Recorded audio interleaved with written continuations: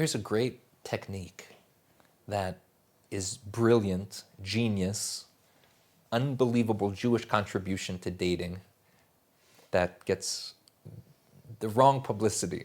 In the religious community also. It's called a shadchan, a matchmaker. Matchmaker, matchmaker, make me a match.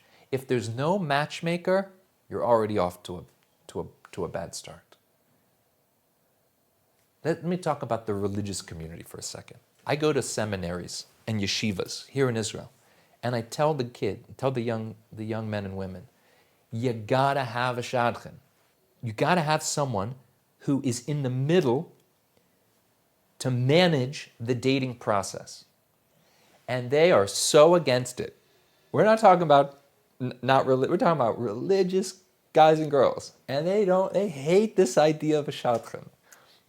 And I think it comes a lot from this feeling that a shadchan is a reflection of our immaturity. We're not mature enough to handle this dating on our own, so you're putting a shadchan in there to supervise us. Listen up, frum kids. If we didn't think you were mature enough to get married, you wouldn't be dating. Fact. But your mother, your father, your teachers, your rabbis, they think you're mature enough to start the journey of life. So we're giving you the green light to get married. Having a shadchan is just sanity.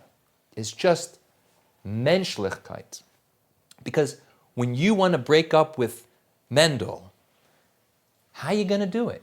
You're going to call him up, say, hey, Mendel, let's go out for coffee. And he's going to get all excited, put on his best jacket, clean his hat, come out for coffee. And you're going to say, hey, Mendel, I'm sorry, but it's not working out. Why? Why? Why make it personal, any more personal than it has to be? The shadchan is the person I get to call to say, not for me. And the shadchanim, you guys are the pros, but my little piece of advice is don't ask why. Because there is no reason other than it's not my soul. It's not my soulmate. Whatever reason I tell you is going to be used against me in the court of law. I say, he's too tall, so you're going to stop giving me tall guys. But my husband's tall, and you're going to keep me from getting my husband for all this time because you're not giving me any tall guys because of the thing I said on the first guy. His tallness bothered me, but my husband's tallness doesn't bother me at all.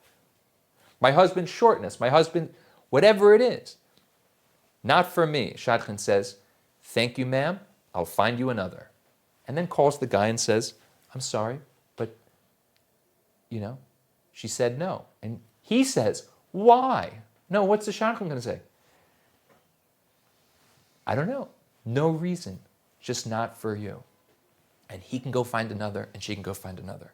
Secular dating, same story. If someone's not managing the dating process, it's already too personal. It's already too much heart at play. And I know it sounds crazy to think of a matchmaker, but all these dating apps are playing matchmaker. They're intermediating between the relationship. The texting that's happening back and forth is an intermediary. Find your local rabbi, your local Rebbetzin. Ask them to help you date in the proper way. Ask them to help you find a good guy. Have them be your shadchan, and have them be the one you call, both for advice, but mainly to break up with him, because it shouldn't be your responsibility to say no. And I tell you, the frum kids, this is one of the things I get the most pushback on. The idea of a shadchan in the middle of their relationship, stay out of it. Let me handle it. I'm a big boy, I'm a big girl. And it's like, doesn't matter how old you are, you should have a shadchan. You're 45 years old, getting your second marriage, there should be a shadchan involved. Not just for the research, for the managing of the relationship. I shouldn't have to call you to break up with you. It's too personal. Stop it. Dating is not supposed to be a thing. It's supposed to be a means to finding my soulmate. It's not personal. I'm not looking for a relationship here. I only want my relationship to be with one God, one wife. All this dating is distracting me from my future spouse. Keep it short, keep it simple, keep it with the shadchan.